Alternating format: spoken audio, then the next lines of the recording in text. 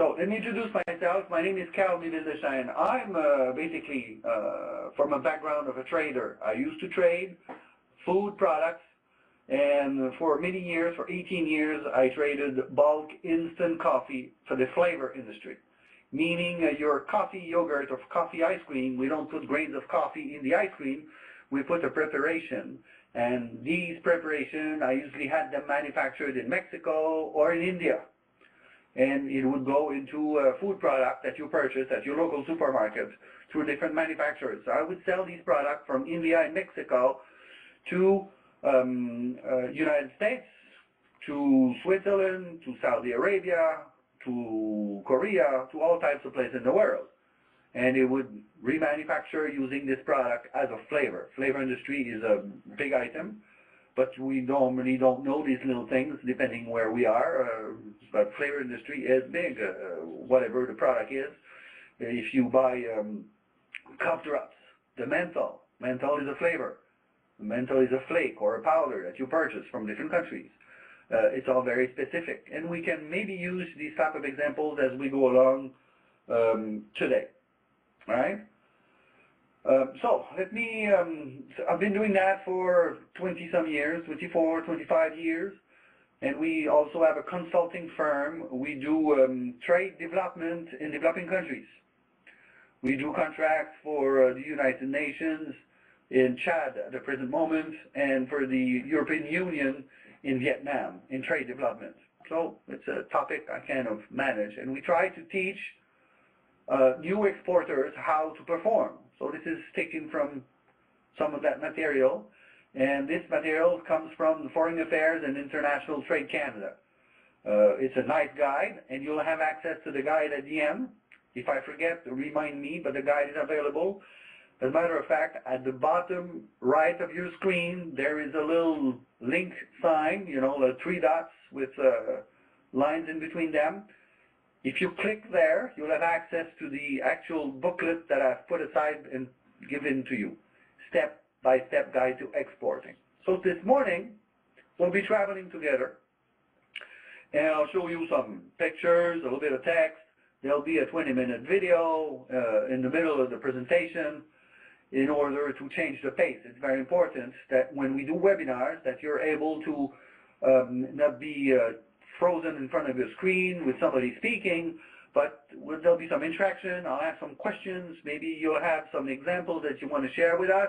I understand the chat has a limitation, but you can text us and we'll understand how that works, right? It's not only for our kids, but we're starting to use texting ourselves. All right, so let's move on. Step-by-step guide to exporting. Let me introduce this. Like I said, we're going to travel. So welcome. This is the south part of India. These are Brahmins. They're religious people. They're in front of the temple. They pray for you if you want. So you're welcome to give them a little something so they can pray for you. One of the nice aspects of the work that we do could be the traveling. But we don't travel that much. Us, people that work in trading houses or exporters, we have a lot of work to do in the office. Traveling is you know, once in a while, but we're not in a travel agency. So, but I'm going to bring you different places today. Getting started in export. First of all, and very often I see SMEs who bypass this step. How ready am I to export? Do I have a minimum of knowledge? What am I going to gain out of this? How ready am I to go in a foreign market? How do I evaluate my so-called export potential? How can I be ready for that type of work? These are all questions we have to understand before we go any further.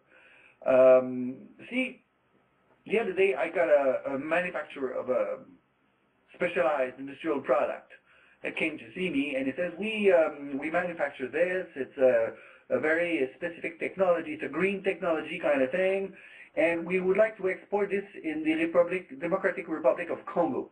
Congo. Why Congo, of all places? And the gentleman who's in charge of export for that company, or business development, should I say, says, well, the World Bank has set aside a certain amount of $1 million plus for developing the private sector in Congo, and they have a green angle to this, and we believe we could fit in. I said, well, do you mind if I sit down with you and your president? Let's have a little chat, So I'll go. So I go to their plant, and I sit down with the owner, and I ask him, these are my basic how ready am I questions. So I ask the owner, how old are you? He says, what has that to do with anything? I said, well, it does. How old are you? So he's ending the 50s. He's going to enter into a 60-year-old very soon. And said, fine. Where do you see yourself in 5 years from now? He says, well, I believe I'll sell my shares and I'll retire. I said, okay. So you want to retire, but you want to develop Congo now and go away in 5 years. All right. Do you export already? And his answer is no. So I understand here, very simply, that the growth possible in exporting to Congo, I don't say it's not possible, would be really hard to get. The scale, in order to get positive results in such a different market, I don't say difficult, I say different, would be a hard climb if, and I tell him, I said, why don't you go, we're here, you don't know where we're located, but we're in Montreal, in Quebec, you can tell by my accent. I said, why don't you export to the next province, Ontario, which is a big one? And the guy says, Ontario? Why Ontario? I said, well, because it's close by, because we use the same currency, because, well, basically we interactions between us, business-wise, is about the same. So it's a bit more easier. There may be some differences in norms that you have to follow regarding electrical input for material, but that should be kind of simple. And if your client doesn't pay in Ontario, you take your car, you drive over there, and you knock at his door, and you try to get your check out of there. What are you going to do in Congo? How are you going to do all this? As a matter of fact, you could consider Vermont, New York, and Ontario, maybe not all at the same time, but one at a time. You make a little market study to start with, see which one gives you the best advantage. Maybe in Vermont they have this big interest into a green side of the technology, and they will give financial incentive. Maybe New York doesn't. Maybe Ontario does a little bit. Maybe in the States they want a product that is manufactured in USA, so maybe you would have to buy another company that does something a bit similar, right? So maybe it's not the first thing you want to do. So maybe Ontario would still be an easier outside market, what you used to. And then you can go to Vermont and then New York, and in 5 years you would get concrete results. Your return on investment would be easier manageable, and you have better results. Why go so far? I say this because very often I meet SME owners, and they say, yeah, China is hot. We want to go to China. Yeah, fine. China is good. But why China? Well, everybody's there. Well, if everybody's there, maybe there's a lot of competition. Yeah, but I know a friend of mine, he went there, and he's good, so I can go. This is not a market assessment. It's not a market study. It's just that a gut feeling that is very important for the entrepreneur. But this is not it. We want to build something on a new market. Now, I'm going to ask you a question. And I would like you, every one of you, if you want to answer me, to your point of view, which is the hardest foreign market to enter, and why? So, can you give me a short answer in the chat? We're going to have a look at this. The hardest foreign market to enter, and why? And I would like to see your answers, right? So, Christian, Marlene, Leon, Laura, Andrea, Alice, Yes, Brazil. Why, Alice, Brazil is so hard? Give us a little why also. I may understand why Brazil, but give me an idea. Japan, Korea. Why cultural influences? Thank you, Christian. Andrea, I'm from Germany. And for us, it's France. Yes, I understand. What else? Give me some answers. Laura says China, government restriction, roadblocks. Alice, come back with the rules for entering the country in Brazil. Anybody else? Leon, maybe? And the license for Brazil. Yes, come on. Give me some answers. Participate. We need you. Okay. Well, my opinion is a little bit broader than yours regarding to this. I believe that the hardest export market to enter is the first one, because we have to learn so much. The learning curve is abrupt. The learning curve would be, let me get the right mouse, right? A new market, my learning curve would be, let me see what I can do here. Drawings. Okay. Yeah, my learning curve would be something like this. Bit difficult. And as I would proceed with new markets, my learning curve would change. Second market, that would be something like this. Third market would be something like that. Fourth market would be something like this. Then maybe I have a surprise market with something like this. But the first one is I have all unanswered questions. I don't know where to go. As I go to the second, third, fourth market, I know all the questions that will be unanswered. And as I grow further in developing new markets, I will understand that there are always surprises. It will be difficult sometimes. There will be a license I didn't know about. There will be a cultural aspect I don't understand. There will be this. There will be security issues. There will be customs issues. There will be governance issues. There will be competition issues. There will be all types of issues. That's very difficult to foresee. But easier to foresee if I do a minimum of assessment before I go. So, how ready am I to export? Is my first question. And it's my first step in export. We call it diagnosis. How can I go to the next step? How ready I am? Do I have the human resources to do the work? If not, if I answer no to the question, well, then I have a solution to find, which is very good. I will find a solution. If I don't have the human resources, I will hire them. If I cannot afford to have a full-time person, I will hire somebody that will come part-time.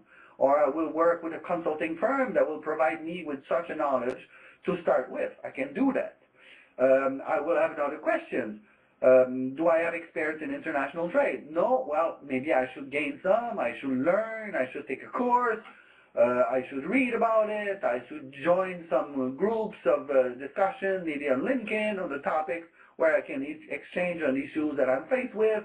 There's so many things I can do.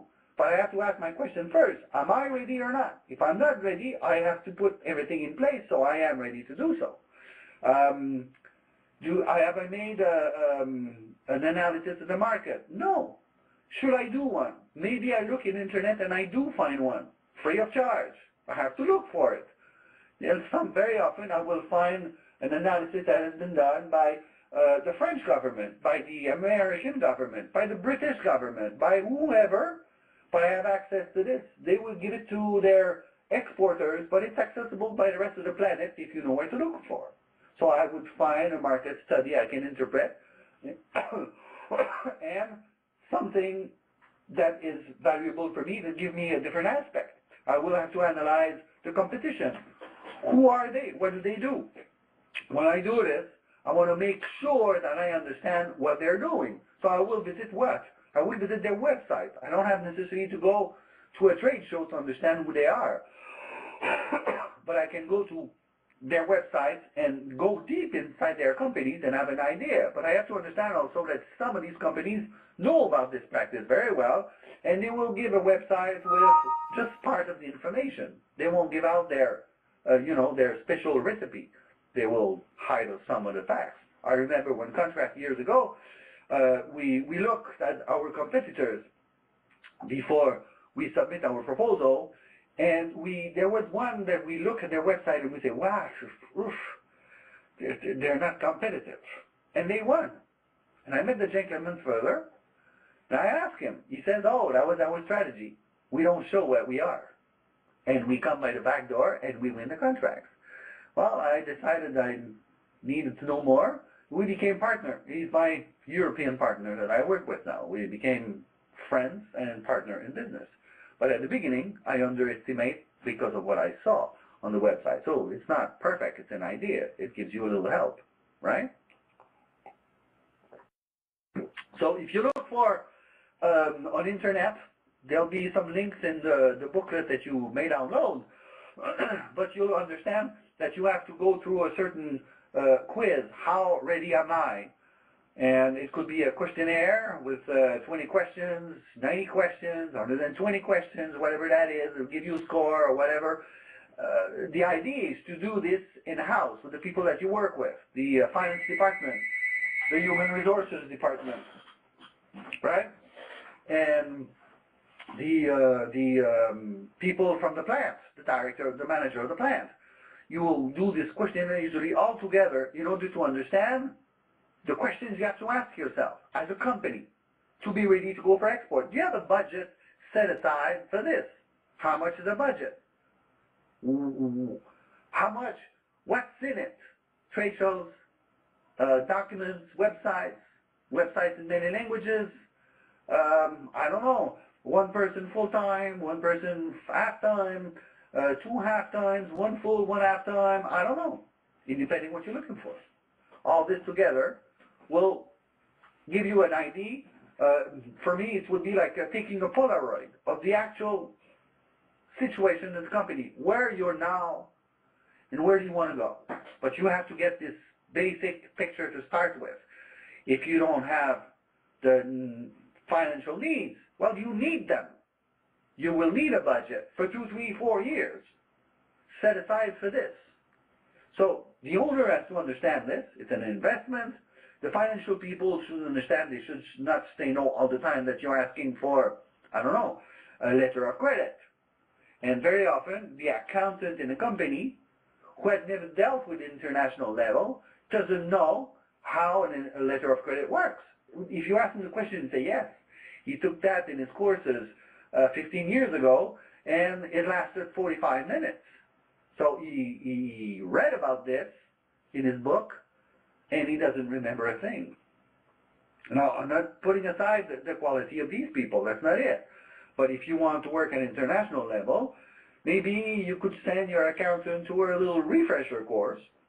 But very often, this course is given, guess what, online, or given by the bank, not the branch, but the headquarters. When the international department is installed, they can do it at distance, they can do it when they go around the country, or it's done sometimes once a year, twice a year by a local chamber of commerce.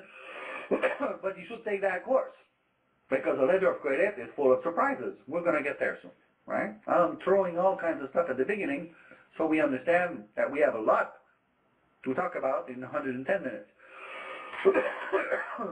Okay, so how ready I am?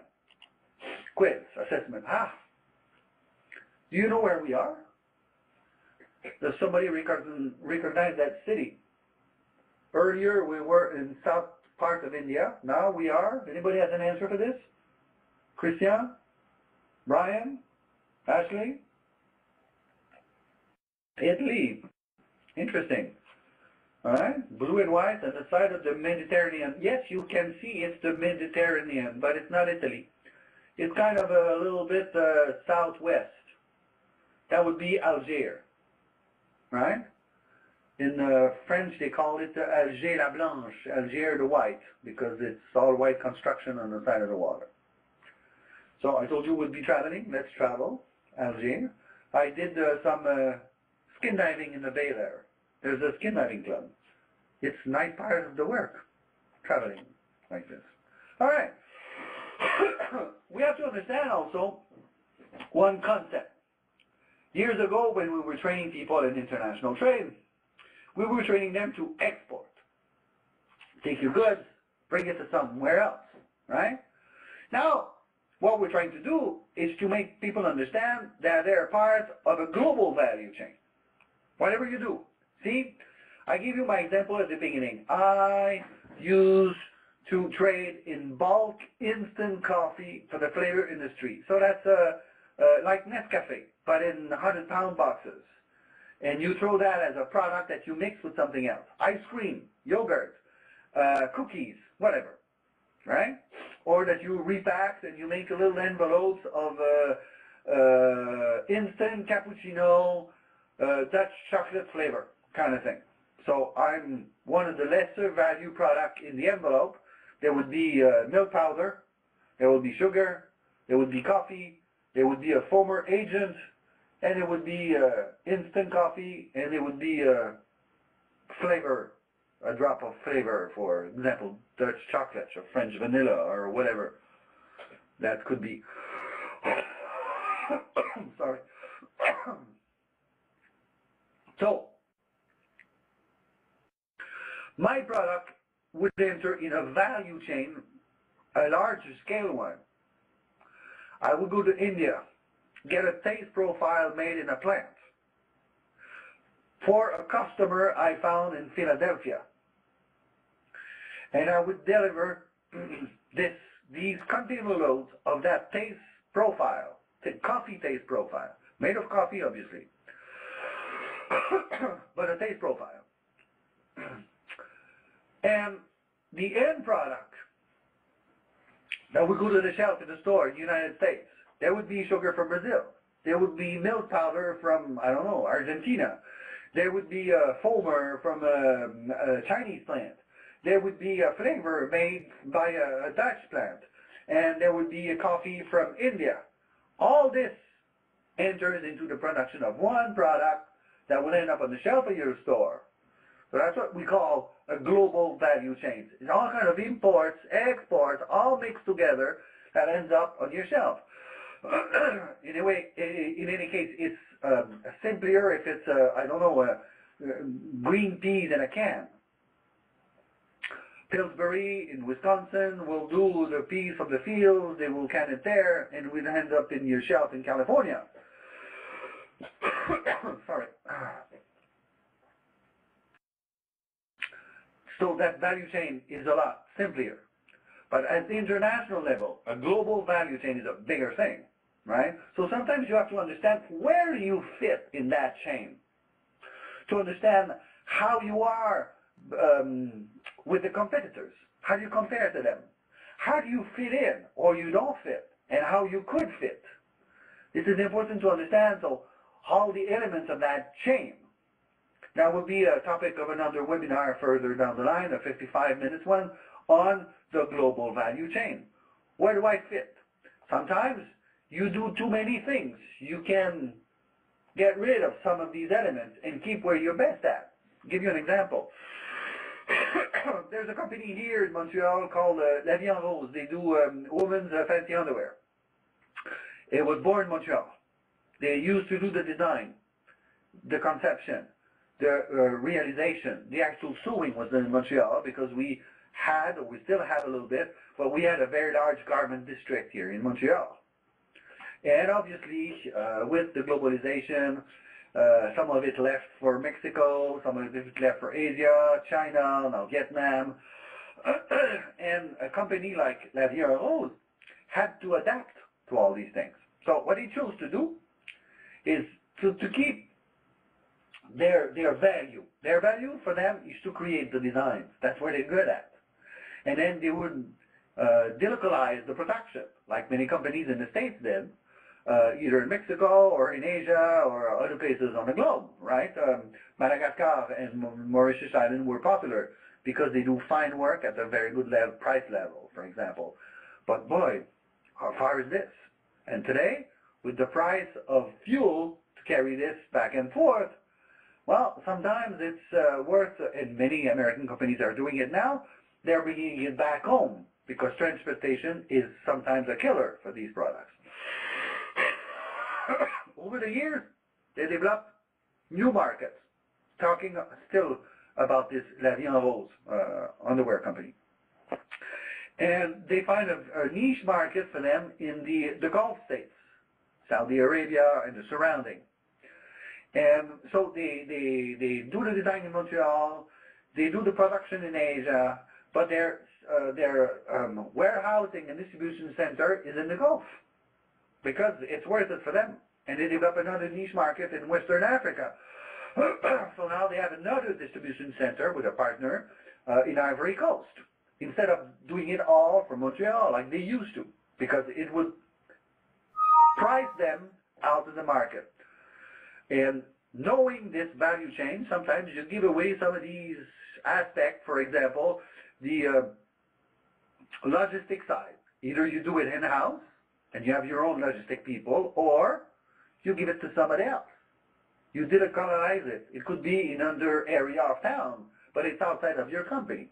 Because what you're good at, it's not necessarily transporting goods, but creating the idea that makes your product or services more competitive.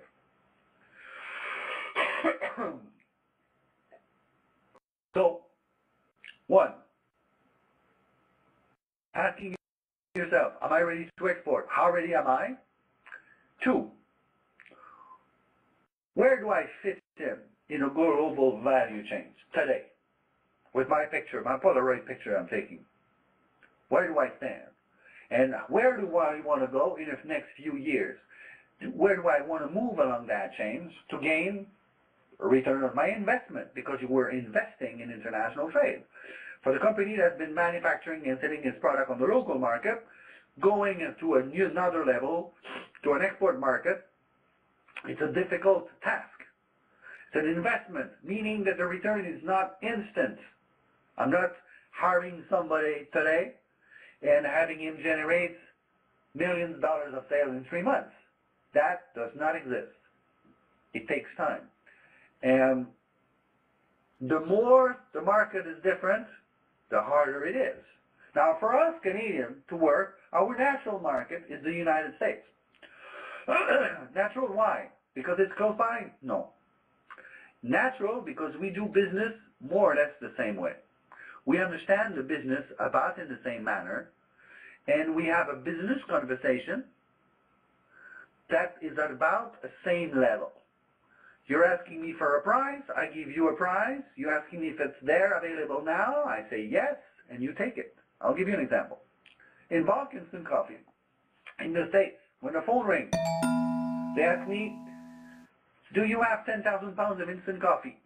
If my answer is yes, the second question will be, can I have it tomorrow? If the answer is yes, the third question will be how much? Now I decide a bit more how much, because I have the product in stock available right now. Everywhere else on the globe, people would ask me, how much is your coffee?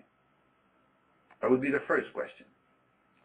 Second question would be, how long before I can get a container load? And the third question will be, how many containers can I get in a year? See, we're negotiating the same product, but we're not using the same angle. And again, where I fit in the global value chain will change this, and depending on the market I work with, it will all change my perspective and the way I will negotiate these items. You have to keep that in mind all along the way. Now, I said one, I said two. Let's go for another visit somewhere else. This is, we're still in Algeria, and this is in the southern part, in the deserts of Sahara part. It's a small agglomeration of little towns and hills. They're very industrious people. They do all kinds of stuff. This is a watchmaker in a square, but the part of this is interesting. It rains once a year. Once a year. Just a day.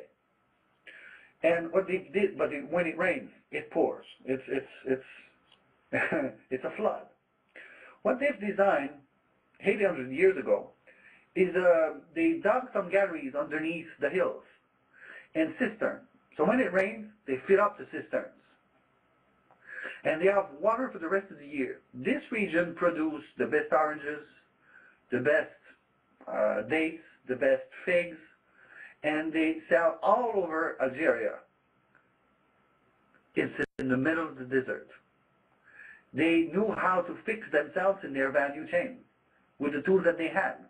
They analyzed the situation and they took the best out of the worst. And they gained from this. It's interesting to understand these little things, right? So, once you've done an assessment and you have an idea where you fit in your global value chains, you have to write yourself your export plan.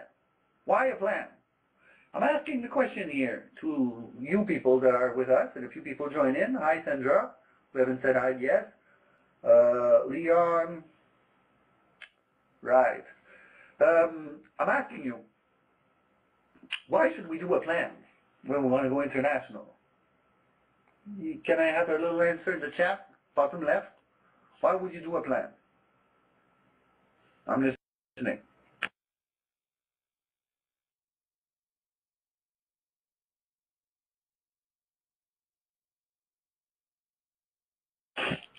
A little comment, someone? Why would you do a plan?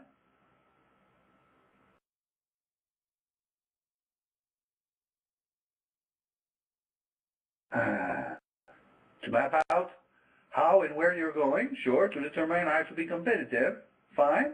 Another answer? Just one more? No? Thank you, Christian. Thank you, Marlene. Very often when I ask this, the first answer that I get is to get funding from the bank. That's the last item. Map out how and where you're going. That's excellent. That's exactly it. As a matter of fact, as a owner of an SME, my plan is here. But I have to share this. I have to share this with the people I work.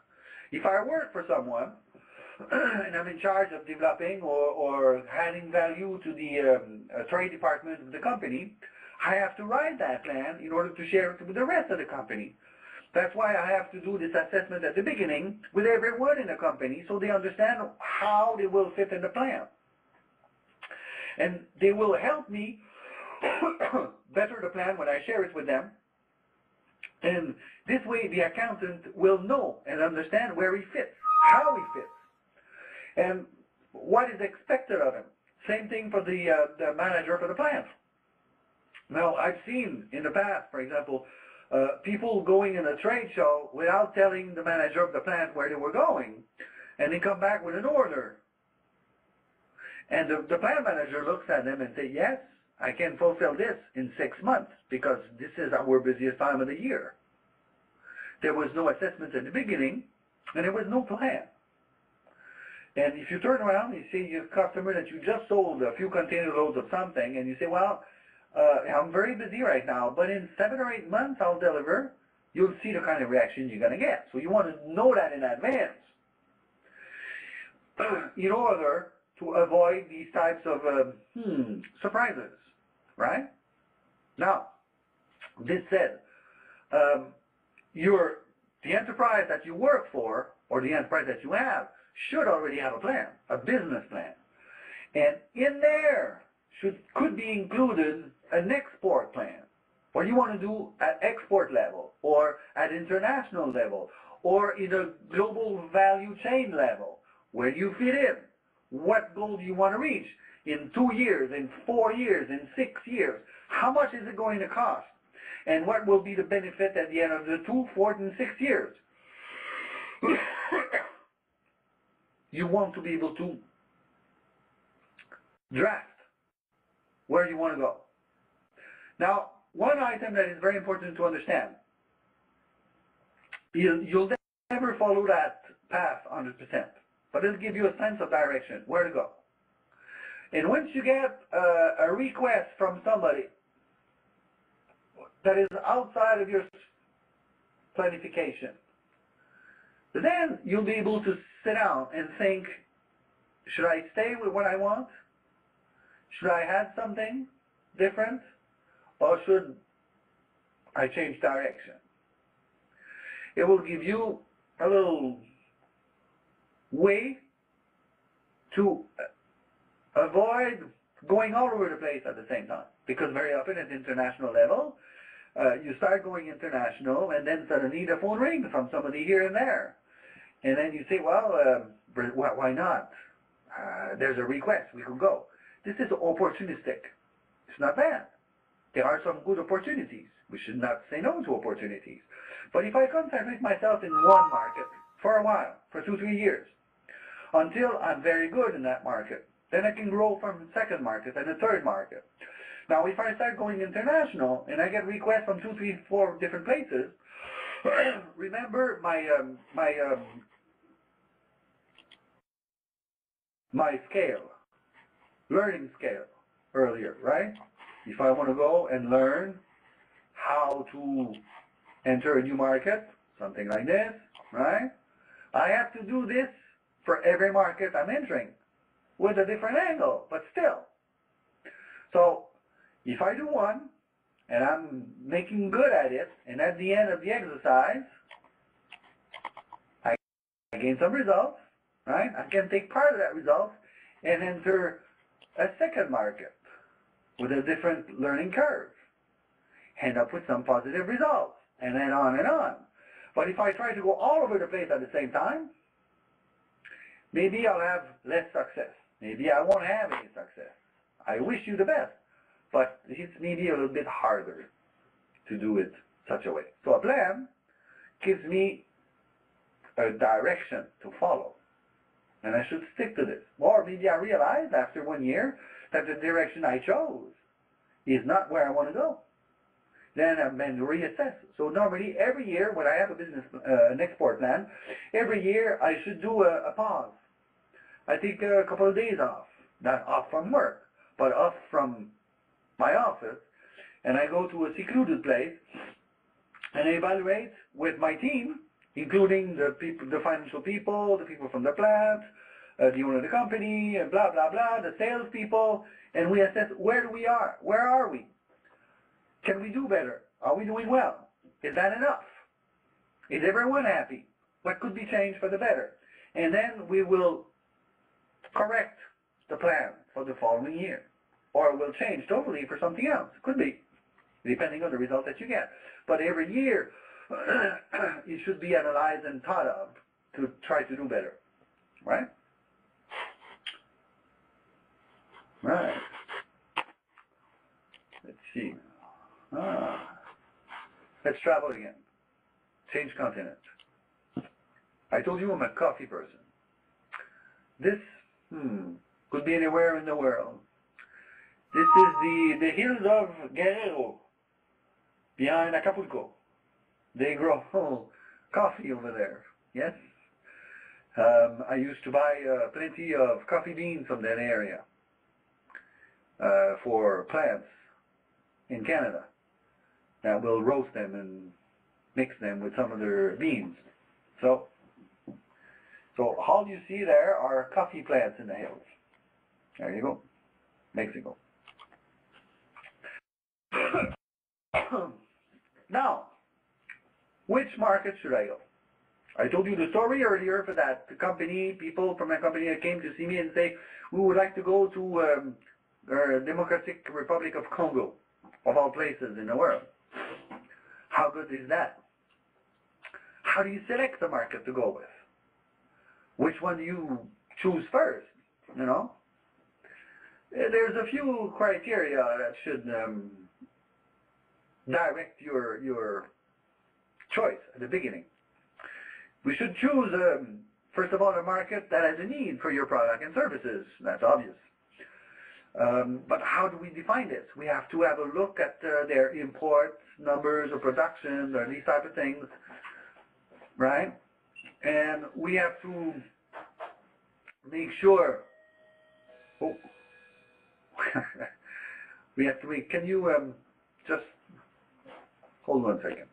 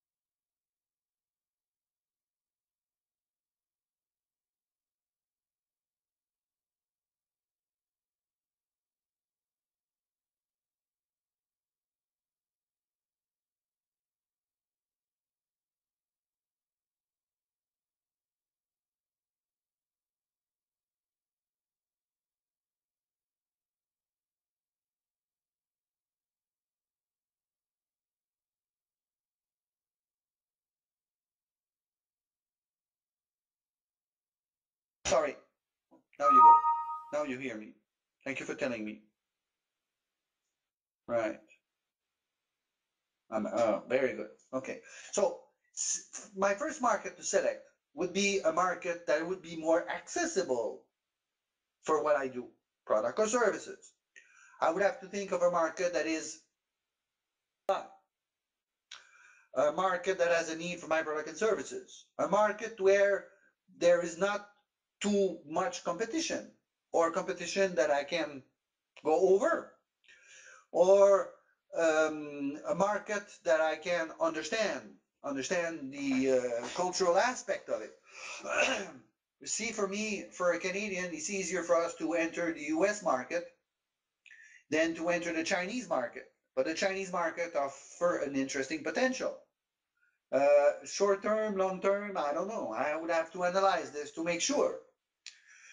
If I want to enter into a Brazilian market, well, I have a language difficulty. Yes, they do speak English, some of them, but not all of them. Do I speak Portuguese? Not necessarily. Am I willing to learn Portuguese? It's a must. Um, it's like if I go to China, do I want to learn Chinese? Yes or no? Yes would be a better answer. They do speak English, but if I speak some Chinese, I will go a lot further. I work a lot in the African countries, especially North Africa and Western Africa.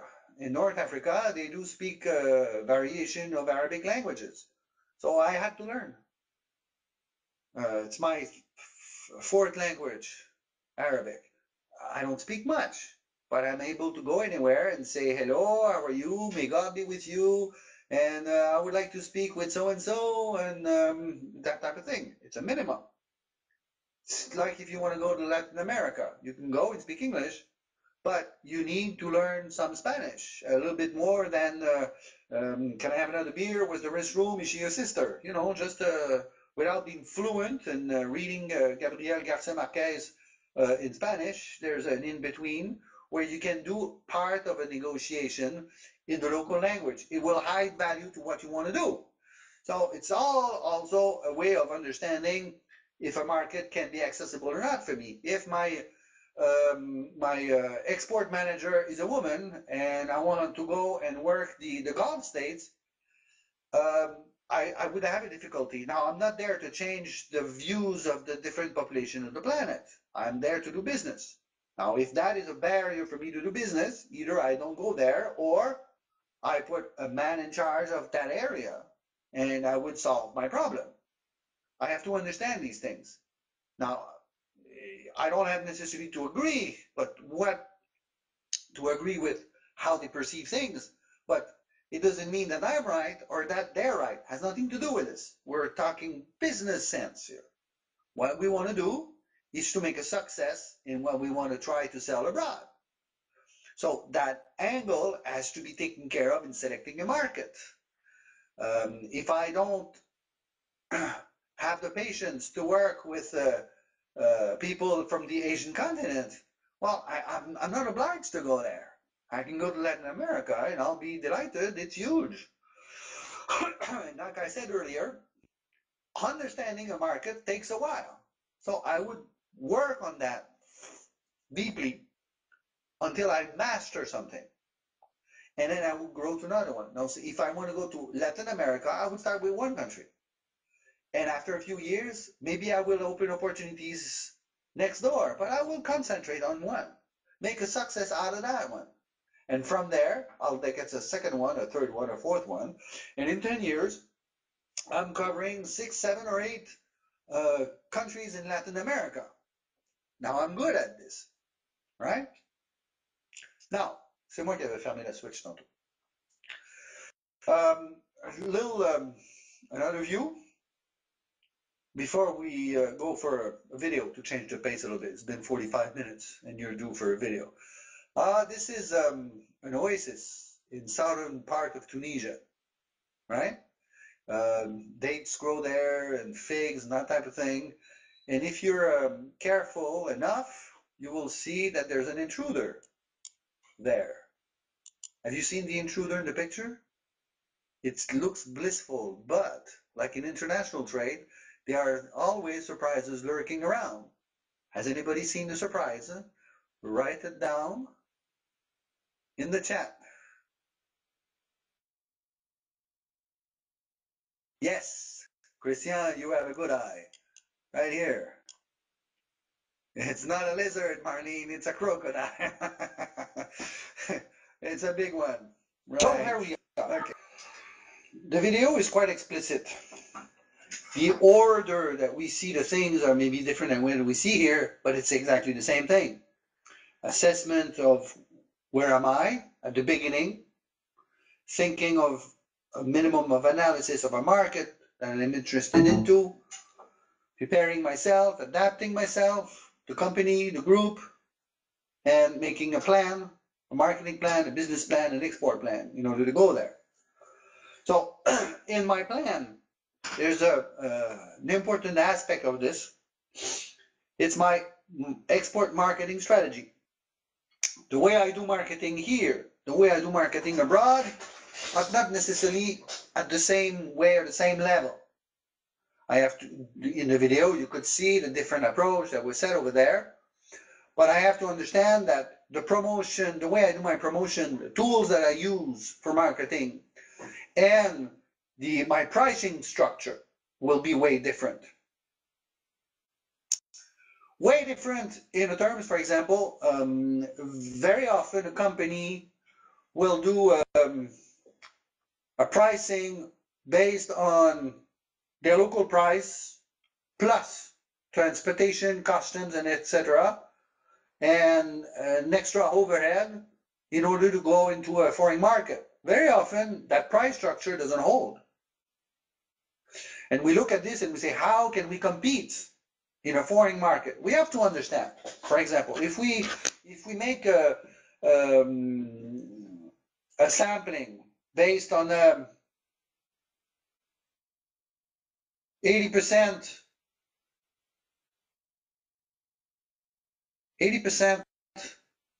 of my sales that are generated by the local market, and I'm starting an export, and I want to get, let's say that 80% of my production goes into the local market, and I want to go abroad. So there's a 20% that I can bring abroad. But the way it's built, in such an example, it's only an example, is that my 80% of my local market pays for all my fixed costs. The office, the salary of the president, his car, the secretaries, the computer pools, the machinery in the back, the whole thing is paid by the local sales. So if I want to enter into a foreign market, I have to do a different pricing structure. I would think of building a fork of prices. By a fork of prices, what I'm thinking is something like this.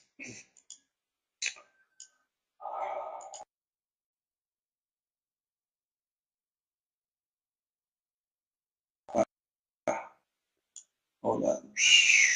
A fork. What I'm thinking of is you've got the plus and the minus of my fork. I want to sell at the higher price, at the plus side. But I have to calculate at the minus to see how low can I go to enter a market. Now, if I take all my fixed costs into my calculation, I will be on the high side all the time. If I remove all my fixed costs that are paid for the local market, I will be able to take only the variables that are affected by my export sales. Let's say that I have to get an extra shift working in the plant. That is only used because I'm selling more. So that extra shift, that extra input of product to transform, that extra input in terms of purchasing power, raw materials, everything else, transportation, logistics, packing, marketing, export manager, salespeople affected to international sales, this would enter into my costing for my foreign sales. This will bring my price to a lower level. But again, when I'm talking about a fork, what I have in mind is the lowest price is not where I want to go. I want to go to the highest level. But I know how low I can go in order to enter my market. So in different strategies, I may enter in a market where there is competition. I'll have a similar type of product or services that my competitor have. In order to enter, I will enter at a lower level, right? And once I'm in the market, after 1, 2, 3 years, I'm able to put my price at a higher level because people trust me. People do understand that the product or the service I sell is of a good value, or maybe a better value than my competitors. If I sell a higher value product at the same price level as my competitors, it will be a bit difficult in a price-driven market. And very often I will have to enter maybe at a bit lower price in order to attract new clients. But all that depends on the type of product, the type of service I'm selling, the type of competitors I have, and the kind of rule and the regulation that are in that specific market that I want to enter. So I have to analyze the whole thing. And my pricing structure will be influenced by all these factors and more that you will read about in the document that you can download, right? So again, what I'm trying to do is making an export market strategy. I have to think of different aspects. The way people will react to what I sell. The way the competitors will react. And I have to look at what the competitors are offering. I have to visit their website. Sometimes I would even go as far as asking them for price list samples. Now, I would not use an email, my name at mycompany.com. I would need my name at gmail.com, and I would pretend to be someone I'm not. They do that with you. Do that with them. Don't be shy about this. It's free and available information. You're not stealing anything from anybody. It's not espionage. You're asking a question. They're giving you an answer. Good for you, right? Now, feel at ease with this type of thing. You want to know, so you say, I'm interested about your product, and I'm interested for such a market, and we're, I don't know, trading house, in betweens. Can I have a price list? And you'd be surprised. Sometimes they will do. And sometimes they will give you information.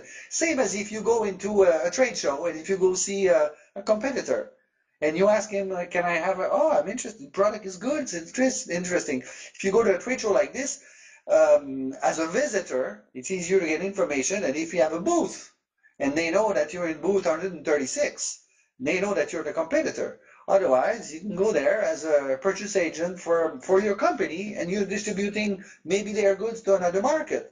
Because sometimes your clients can be your competitors. I gave you an example earlier in the service sector where one of my competitors beat me at the finish line.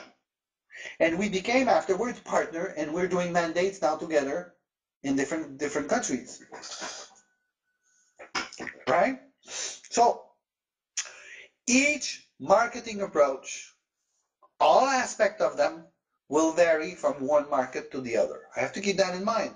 And so I have to, in my export plan, I have to include an export marketing section. And I have to understand that marketing done abroad is not the same way that it's done in my hometown. Sometimes the color used on my website or my documents can be offensive in certain markets. I have to understand this and maybe vary. In order to know about this, I have to ask somebody who's professional who knows about this market. Well, if I want to have ask for a consulting firm, well, I have to make sure that they know about that market. If a consulting firm say, hey, we know about all the world, well, they may know a lot about all the world, but they're not being necessarily specific on the information technology in northeast of Japan. Now, if you have a firm specialized in IT in Japan, they'll be able to tell you what is good and what is wrong. A lot easier, a lot faster.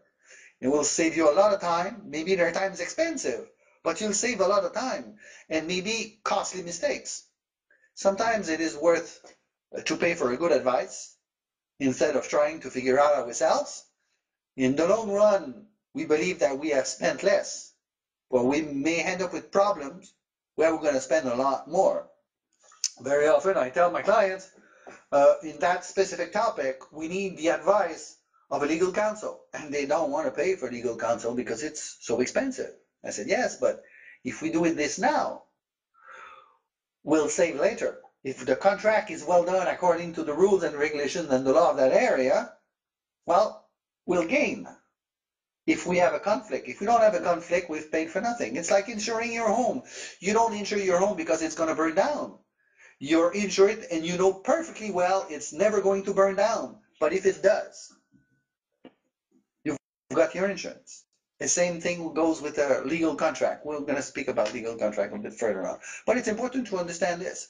So doing a marketing planification of what we want to do in the market we're interested in do, we need to have information about market. We need a basic or a detailed market study in order to understand. So I stated that earlier.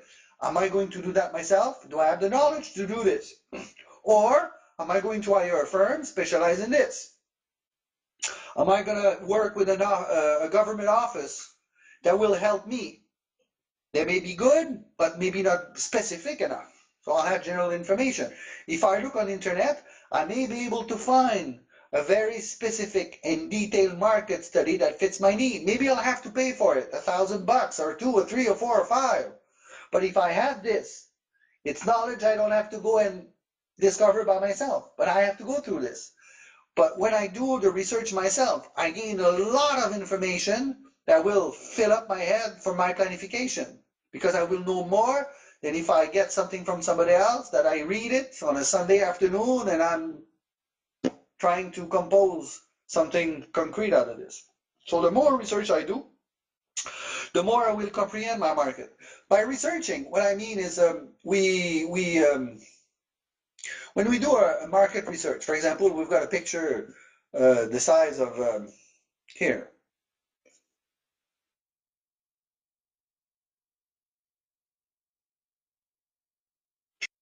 Trying to bring you to the next slide. Beirut.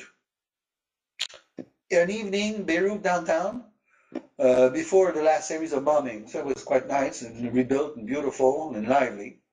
So when I'm doing a market research, very often what I do, I'll put some colors here. How do I put colors? Oh no.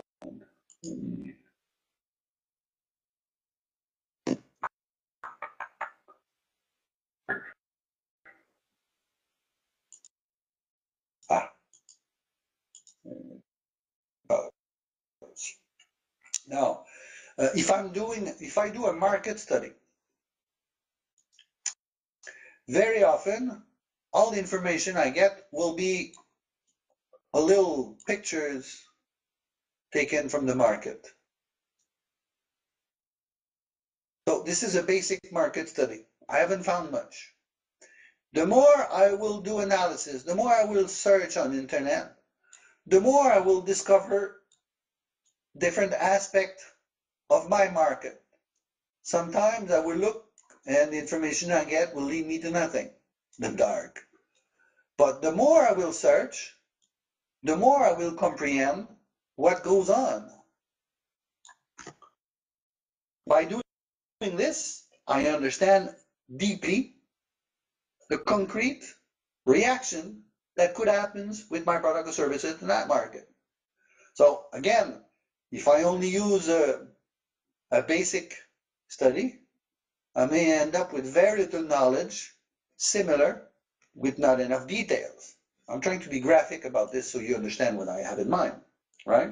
It's important to understand the need of proper information for any type of business venture. The more you know about the market, whether it's local or external, the more you'll be able to understand how to proper enter your market, what your strategy will lead you to, understanding the use of each strategy and choosing the best one of them. There are many, right? And each one or a combination of many will permit you to enter one market in a specific manner. And once you've selected your strategy or your combination of strategies, you have to implement it and follow it through and make sure that the assessment that you had at the beginning really works. Sometimes all the time, it will need adjustment because you've gathered some material, you read the different information, but once you're on site, it doesn't work the way you've read. I remember one specific program that we were working on. It was a program funded by the World Bank. We were working in Burkina Faso on writing the national export strategy for the country, outside of the mining and the cotton sector. For the rest, mangoes, onions, meat, that type of thing. And I have many experts that I hire for this, and one is an agricultural specialist that I flew in from Tunisia. And he did a thorough research before coming to Burkina Faso. And when he lands at the airport, and I greet him, he says, I read so much about this place. It's extraordinary. Burkina Faso is a model of efficiency, and it's going to be easy, and it'll go fast. It will be marvelous. I can't wait. The next morning, I give him his chauffeur, and he goes to an appointment that we've set up for him. And he comes back at the end of the day. His story was way different. He says, ooh, I didn't read this in my material. I'm surprised. It doesn't really work the way I read about it. People don't react the way I thought they would. So he had to reassess his old strategy because what he read does not correspond to what really happens with the people. Because what has been written in those studies has been written with somebody with a different mindset. So maybe the study was written by a Frenchman who went over there and he interpreted it in a Frenchman kind of way. And it's read by a Tunisian who reads it in a different manner. So it was all perceived differently than what it is for real once you're there. A simple way of expressing this, when you're doing an international trade, for example, I speak French. And I want to deal with somebody from Mexico whose first language is Spanish. And let's say that I don't speak Spanish, which I do, but in this case, for the example, I would express myself in English. So I think in French. I speak in English. He picks up my English. He translates it in Spanish in his mind. What I had in my mind is not what he gathered in his mind. It's different. It doesn't mean that it's wrong or right. That's not it. It's way different. So I have to understand that in any market, what I have in my mind does not transpire that easily. And what they have in their mind, I don't catch it up that easily, especially not in a writing report. I have to go there. So part of my market analysis, I have to be present and understand what goes on.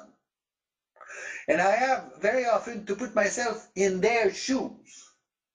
Because very often I'll bring up my product as a solution for something, and maybe I didn't ask enough questions on what really their problem was. and my solution does not necessarily correspond to their need. In some markets, they'll be too nice and too polite. They will not tell me they don't need my solution. They will say yes. But in fact, they say yes because they want to keep me happy. I travel across the globe to go and see them. So all this influenced my strategies. I would ask my question differently. For example, if I ask in Mexico, do you want to buy my product? The only answer that I get is a yes. Because the example I mentioned before, they want to make sure that I keep smiling, that I leave happy, and they have a nice relationship with me. But my question should be more, how my product would be useful for you? And then I look at their reaction in their eyes and faces. How they're going to go? And it would maybe show me that there's no need, or not the way I think there is. I'll give you another example to finish this. A friend of mine's, they do the black box for the public transportation. It counts people that comes in and goes out, where and when, that type of thing with magical eyes. And it was purchased in Mexico once again, not to see how many people goes into the bus to better the bus route, but to follow the bus to make sure that it doesn't leave its route to sell the tires, the new tires to put on back used tires and drive back on his route. They do that sometimes, or they would leave the route, get the money in their pockets, and get back onto the route with the clients. Now, it may be a surprise for us, but they use the black box in a different manner than the solution that they usually offer in North American markets. Here, it's used essentially to understand where the bus will be at 3:20 p.m., how many people come in and out, and if they can better the route for better results, economical results, and better gas mileage and that type of thing. Over there, that was not it. It's to reduce the theft. So if I'm go there to give them better mileage and they want to reduce the theft, my tool could be used for this, but I have to understand their need in order to offer it properly. See? So that would influence my industry strategy, my market strategy, my method of selling my product. And maybe the way I would choose an intermediary that understand the market and they can direct me properly in a market that I don't know how to go. What I'm thinking here is when I enter a market that I don't know very well, sometimes I would have a local people working with me. So every time that we work in a foreign market in our service side of the industry, we would hire a local consulting firm and will work with us. They'll be our eyes there. They will interpret for us what we don't understand.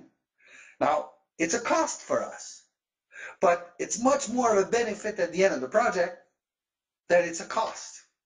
Because my learning curve for something like this, maybe I won't reach the result that those people can show me. And I will pay them for that. And I'll save a lot of time and aggravation.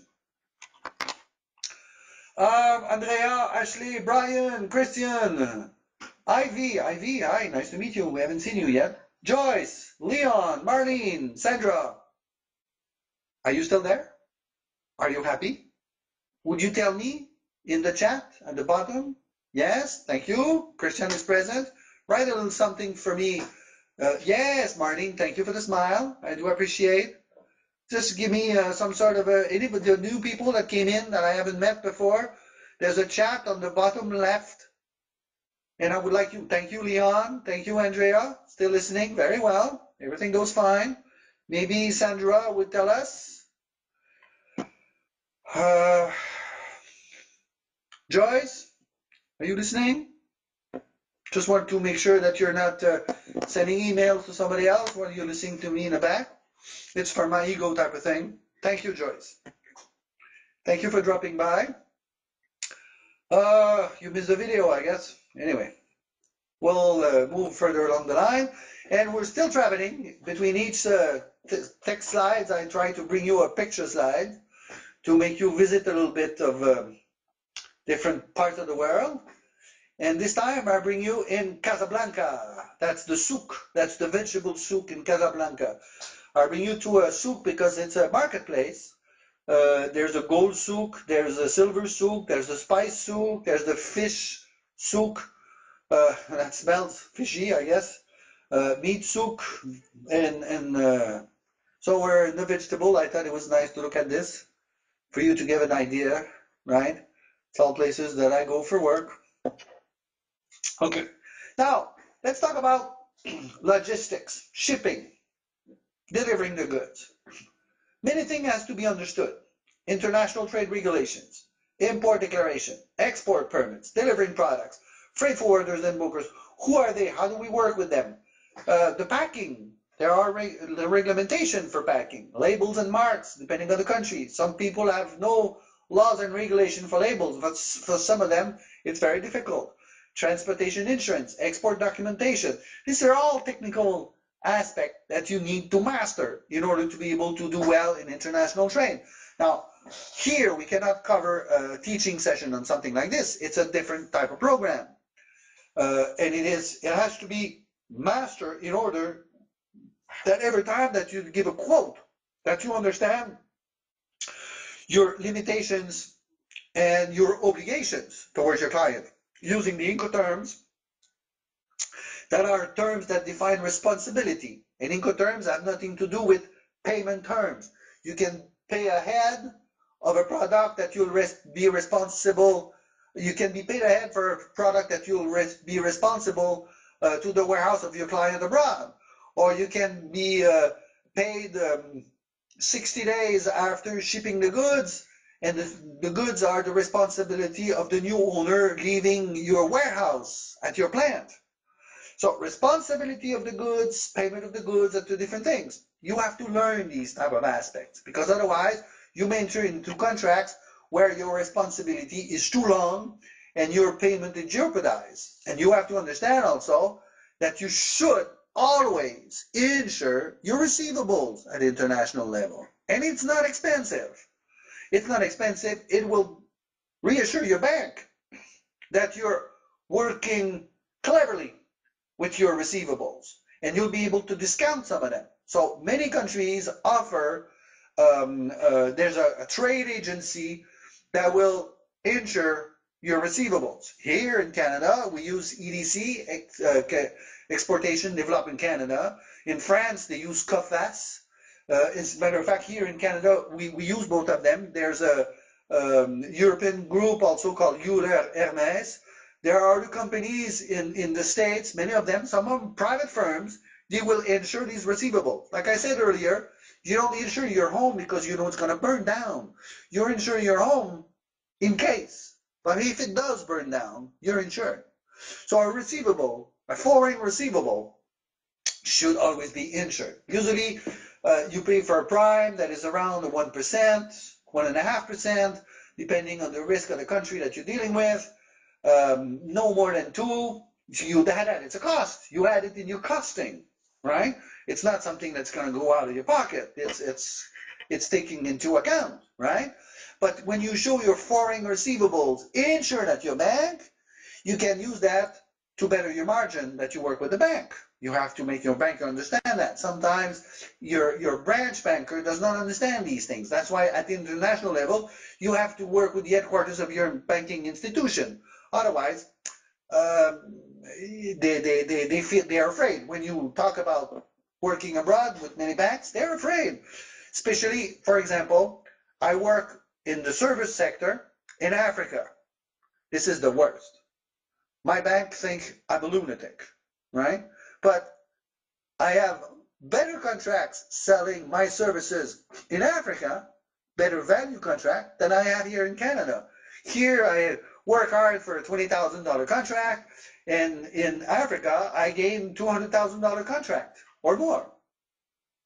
But I have to insure this, because when I bring this to my banker, he's close to having a fit, because how am I going to get paid if they decide not to pay me? Usually these contracts are given to me through the national agencies, but they're funded by the World Bank or by the African Development Bank or the Islamic Development Bank or whatever. But still, I've seen sometimes wait of 10 months before getting paid. If it's not insured, I would be very, very nervous. If it's insured, I can tell my banker, sit on it, charge me interest.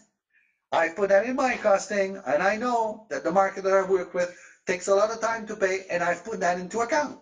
Or sometimes my contract, because I know these things, I will have, if you haven't paid me in 60 days, it will be 2% per month, blah, blah, blah, blah. And at the end, I send them an invoice of $10,000 just of interest on a project. And they don't have the choice. They will say, no, we don't pay. But at the end, they will pay. So all this has to be understood. So this is a special and different course. Today, it's a little free thing that we offer you going from one topic to the other in international trade to show you how this works. But we'll send you some information afterwards.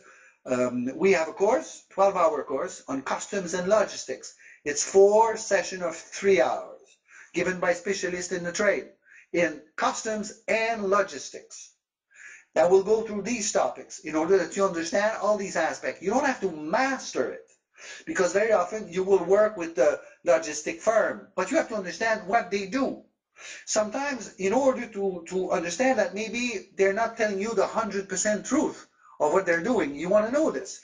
You want to be able to challenge them. You want to be able to get the best price from them. And if you don't know, you'll say yes too easily.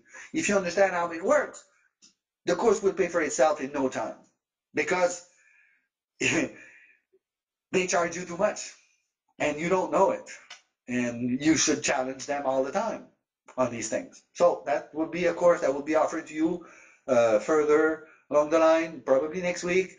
Customs and logistics, 12 hours online, just like this, on a platform similar as this one, and with videos and exercise and case studies and documents that comes along with this, right? So let's move a little bit further, and we're in Ivory Coast. This is a program that was funded by the African Development Bank.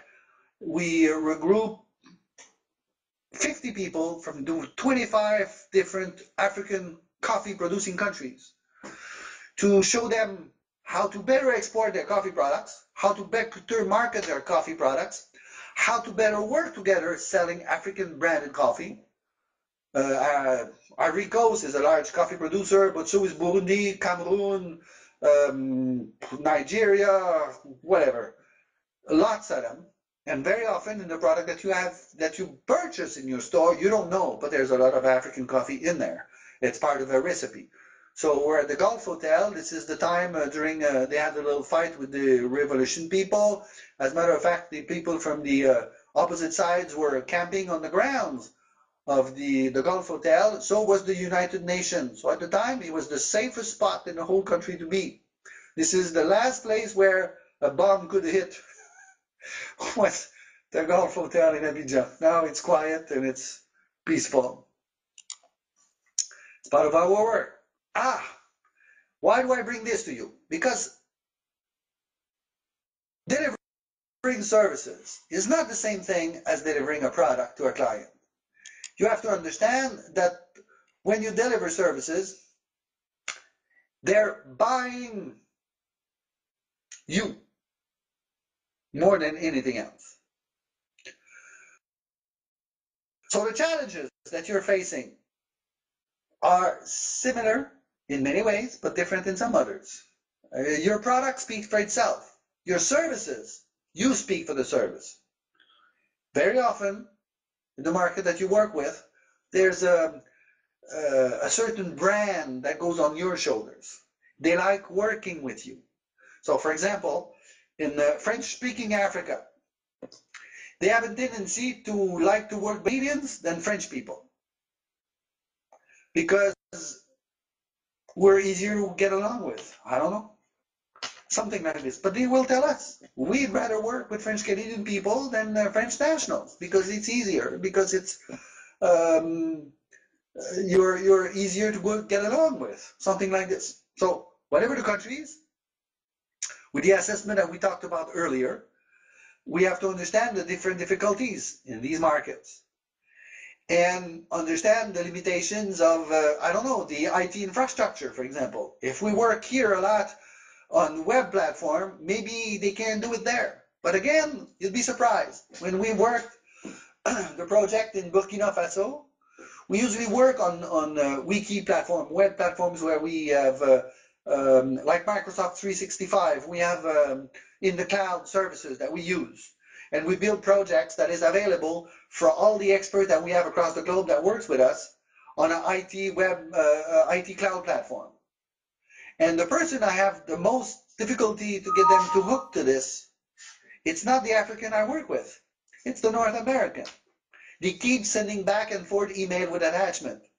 Instead of working on a platform where there's no attachment, it's there. It's like a library in the cloud, in a computer cloud that we use.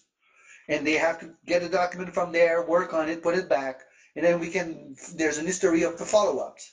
So when we're working on a final report, it's not final report version 36, 37, 46, 48.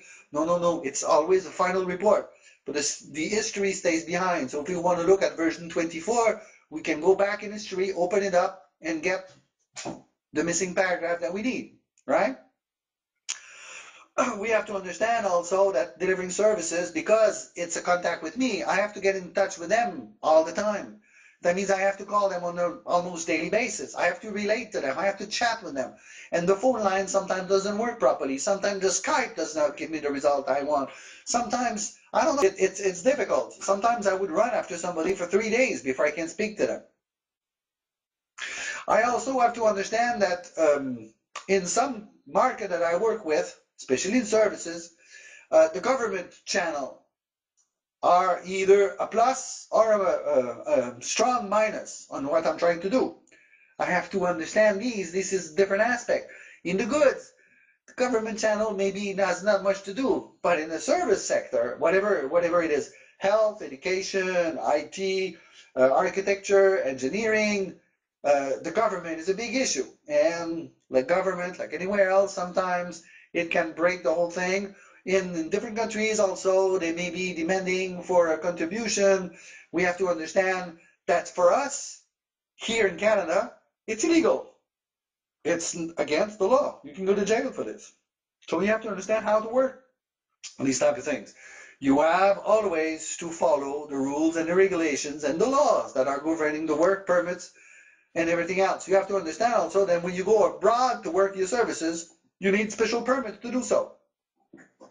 Most places you do. So if you take a travel visa as a tourist and you go there to work, you may end up in trouble. I remember one gentleman in the IT sector was in France for a month or so on organizing some services for a French company, takes his weekends, rent a car, and goes into the countryside having fun. And one day he burns stop signs in Bordeaux village. And the gendarme stops him and say, hi, how are you? May I see your papers? So he brings out his passport and everything else. And the guy talked too much. He says, well, I'm from Quebec, and I'm traveling, and I'm here to work, and the weekends I travel around. So the guy says, oh, you work? What kind of work do you do? Oh, I'm in IT. We do services for a company in Paris. You do, huh? Working permit. He didn't have any permit. So he took him into custody. Saturday afternoon. He had to call back his office in Montreal, which had to find the attorney on Saturday evening and ask him to intervene. So the gentleman stayed in their custody until Monday afternoon. Who pays for all this? Nobody thought of getting the proper working permit.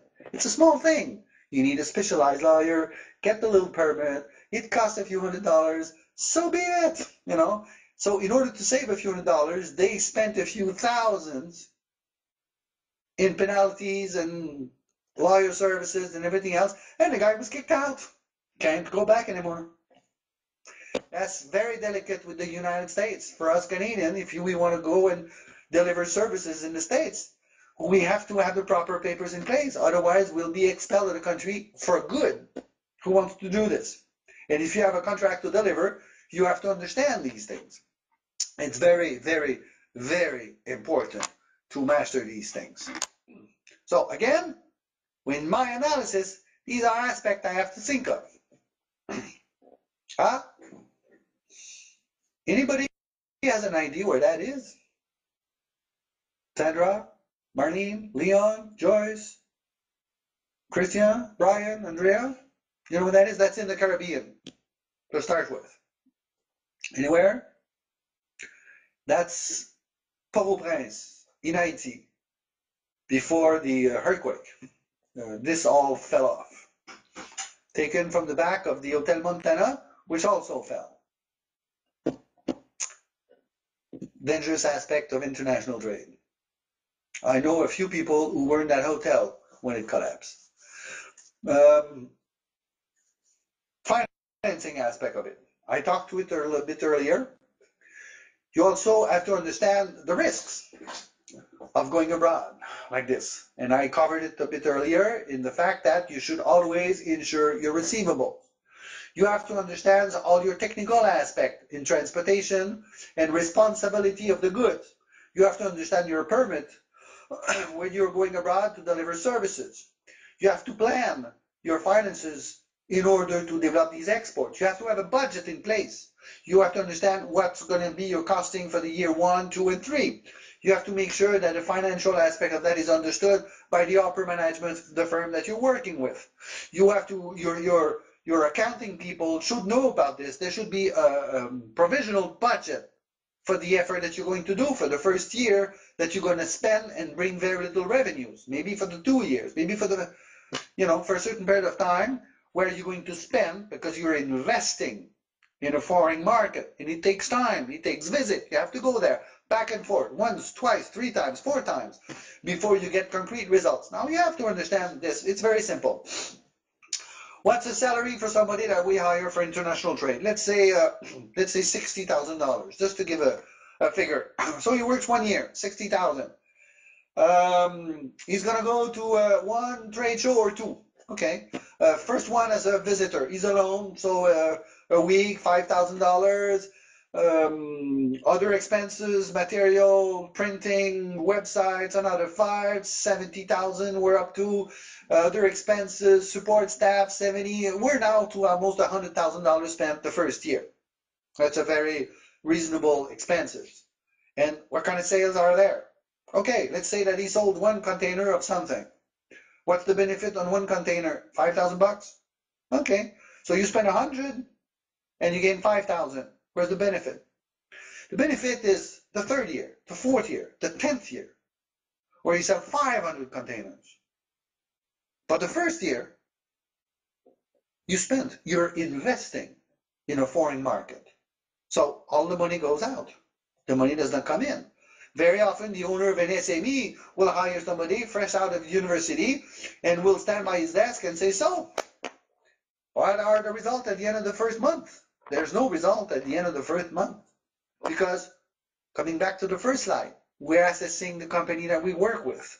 We're making a planification. We're doing a market study, month 1, month 2, month 3, month 4. We're planning a visit, month 5. We're coming back. We're rearranging our strategy. Month 6, month 7, month 8. We go to a trade show, month 9, month 10, and then we get a sale, month 11. First year, one sales or 2. We're all excited.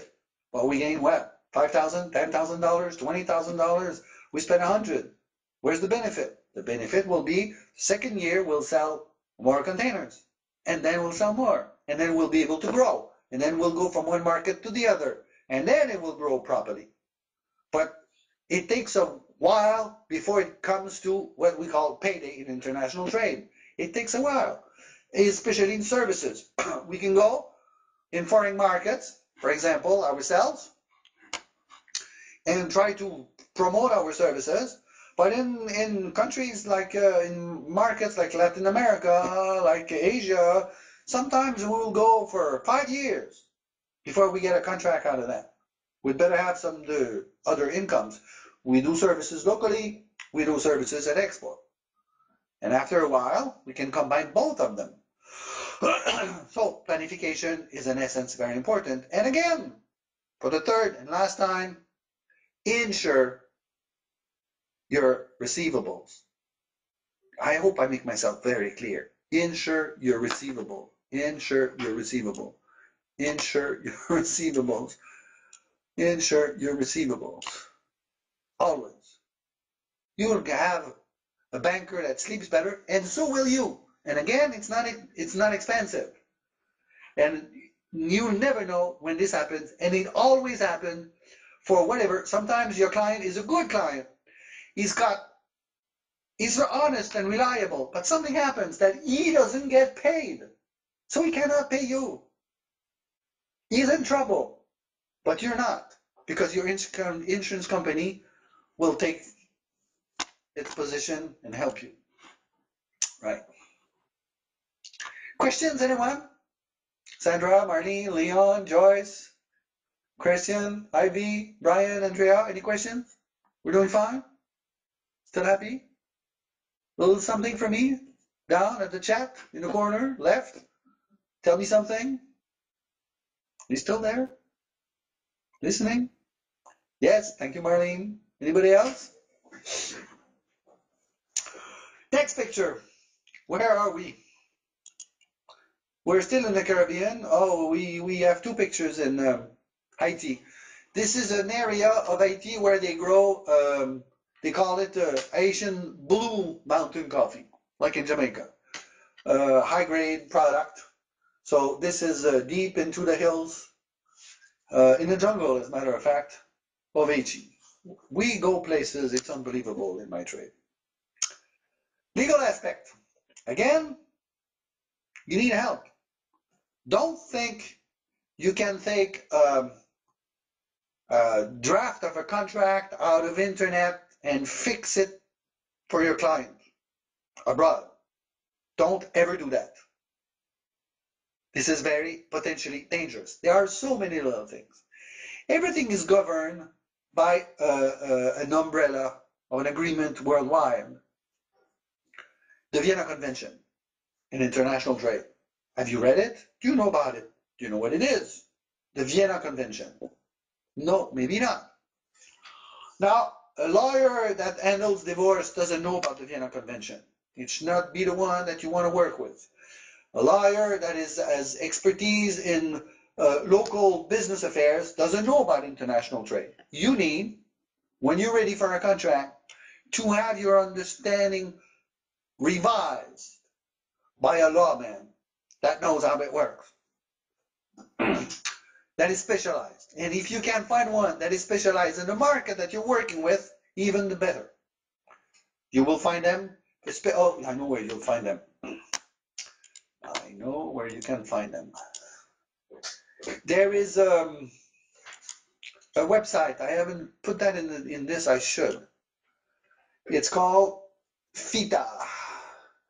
That's the best source of information that you can think of. FITA.org.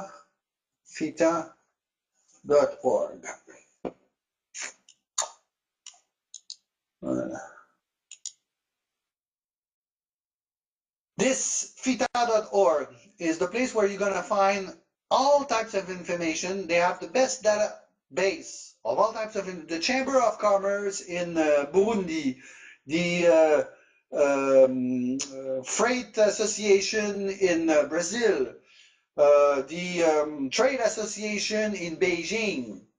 You'll find it there. Tools, training online, concrete information, market studies, free or that you have to pay for. FITA.org. FITA should be your master web page of information, and most of it is free. Like almost 90% of it is free, so you should use it. It's your best value. Coming here today to know about FITA was well worth it. I should stop right there. I'm not going to finish. So if you see a blank of contract on FITA, take it as a blank, write your idea on this, and go see a professional lawyer about this. You have to understand how to meet international standard, how to resolve disputes without going to court. Sometimes it's better to forfeit a contract than to go into a fight. Because when you go into such a fight at international level, guess who gains? Not you, the attorneys. Now, I love them, but I don't want to give them that much money. So that's why we want to have a good contract, well done. with a settlement place that we can each master properly. For example, if I'm doing a contract in Brazil, I don't want to do the fighting in Brazil, but they won't want to do the fighting with me in Montreal. So where are we going to go? New York, maybe it's in between, or Miami, something like this, in a court over there. So it has to be specific in a contract. So we have all to incur similar type of expenses that we want to avoid in any case. And if you get a judgment in Miami for a company in Brazil, how will you execute it? Your lawyer will tell you, well, we can do this, we can do that, it's going to cost so much, and we'll have this type of results. But at the end, 3 years later, maybe you won't get a penny out of this. So we want good contracts with people, but we also have to have a very good, personal, strong relationship. That changed the whole picture. A contract is something that we base our negotiation on.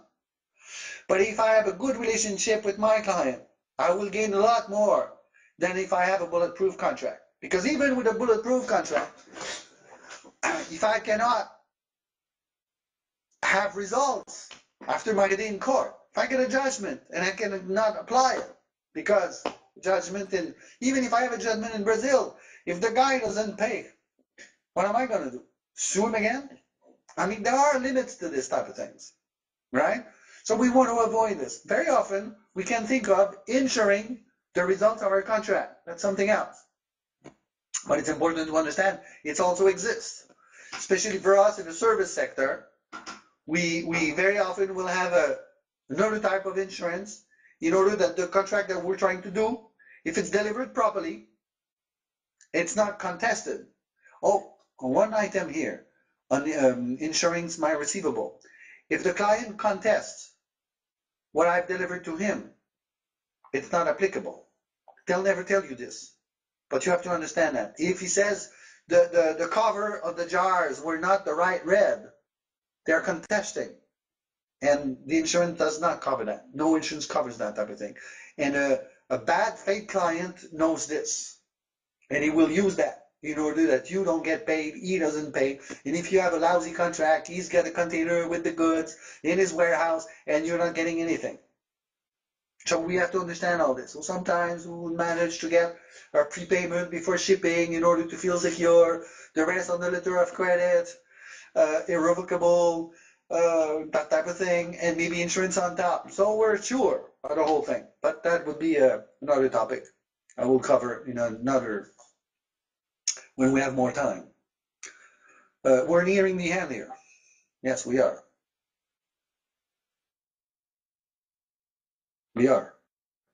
This is in South India, in the coffee growing sector. These women, it's 5 o'clock in the morning. They're going to do the harvesting of the beans during the evening. Selling online, well, this is 2014 already. They are buying online everywhere in the world. So maybe you can think of this. I'm a bit behind schedule, so I'm going to run a little bit. So you have to consider this. There'll be a referral in the book that I'm going to give you at the end of this. You know who they are? They are Prairie Indians. You know where they are? They're in North Africa. Yeah, they were very popular with the local women. They've never seen men like these. They thought it was pretty cool. You know, Prairie Indians. So, at the end of all this, where do you find work in a firm like this? First of all, you have to have the knowledge. So you have to follow the courses, college, university, private courses, whatever you do. When I started, it was not teaching anywhere. You had to enter the field as a junior and grow up the ladder, one step at a time. How do you start on your own? Well, it's also a difficult task because the knowledge that you have to acquire and the experience takes a while to gain. Where do I get help? Well, wherever in each countries there are export help available by the government. It usually covers all types of topics. They have public information that you can reach through these websites. FITA is still my best bet of all, where you'll find work possibilities, how to start on your own business, and where to get help. FITA is the tool. I should put that there. I will put that there for the next presentation. FITA is it. FITA.org.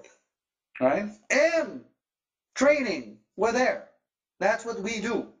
We help you enter these markets. So we have I told you earlier, we have a program on customs and logistics, but we also have a trade training program. I'll talk to you about in a minute. This is in Tunisia from a town called Sfax. Sfax is where people with entrepreneurial blood are. Sfax. All the businesses comes from Sfax in our country. As a matter of fact, when you fly Air France from Paris to Tunisia, on the map that you see on the screen on the seat in front of you, it will not be written Tunis as destination. Tunis will be somewhere, but there'll be Sfax written there. So I believe the program was written by somebody from Sfax rather than anybody else. So, conclusion for all this. You want to go and export. You need a lot of preparation. You have to understand where you're starting from. You have to assess your capacities. You have to do market analysis and studies. You have to interpret that into a strategy, where to go abroad, how to enter a market, a foreign market. It's all different than the local market. You have to understand that it's a lot of investment in terms of money and time, that the returns are not quick and fast. You also have to understand that you should always think of working in collaboration with others, not necessarily competitors, but sometimes your local chamber of commerce offer little programs, the local government, whether it's state government or the federal government, offers incentive to go abroad. Sometimes they will refund some market development efforts by paying part of a plane ticket, hotels, and interpretations of marketing materials, translations, that type of thing. It takes a lot of patience because it's a long-term investment, not short-term. If your company has a problem locally, financially, and you think by selling abroad will be a solution, forget it. That's not it. You should have to be sound locally in order to go abroad. You have to have the means to be able to invest in order to do this. And you have to think that today, being 2014 already, technology is a major influencer in that type of thing. So in order to help you a little bit better, we have an import-export manual that you can have. You can download. There's a link, internationaltradetraining.net. We'll send it to you afterwards. Article 948. The book is there. It's an e-book. That means it's an Acrobat version. You take it home and you print it yourself. It's only $20. It covers all aspects of this today, a lot deeper than the free book I'm going to give you in a minute, right? But the best of all of this today for you, right, is that we do, like same type of presentation of this today, online web training, live, like this. Your trainers are there with you, but you can exchange with the voice because you're one-on-one or two-on with one trainer, no more. So that gives you very specific and strong results. So there's a program called Professional Aspect of International Trade, PAIT. It's a suite of 12 3-hour webinar. That's 36 hours. Calculate $100 an hour. That's $3,600. It's intended to familiarize contractors, manufacturers, exporters, importers, traders, and service providers of all the aspects of international trade. So what we ran through today, we're going to go in deep. We're going to show you how it's done, product or services. And usually, because it's one-on-one or two-on-one, we work with your project. The examples are within your frame of needs. We're not going to talk about coffee when you're working into aluminum siding, for example. We'll work with your sector of industry. It's a series of training that helps clarify and develop the skills that you need to act locally and internationally. Only $100 an hour. It's like tailor-made coaching to make you a very profitable exporter. That's quite useful. We'll send you information about this.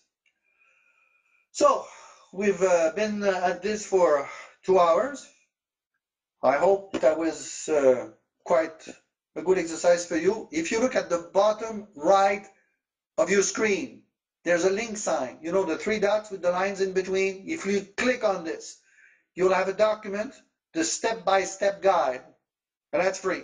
It's offered to you for you today with this free web online training for you.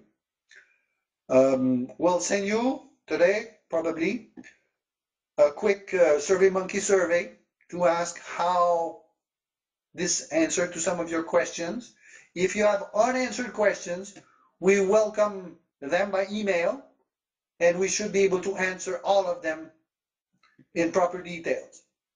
So Andrea, Brian, Christian, Elizabeth, Ivy, Giuseppe, Joyce, Leon, Marlene, Pablo, and Sandra, I hope you had a wonderful morning with us. I hope that's a good, interesting proposal of solutions for you. And we do wish to see you further in other trainings that we're going to have online.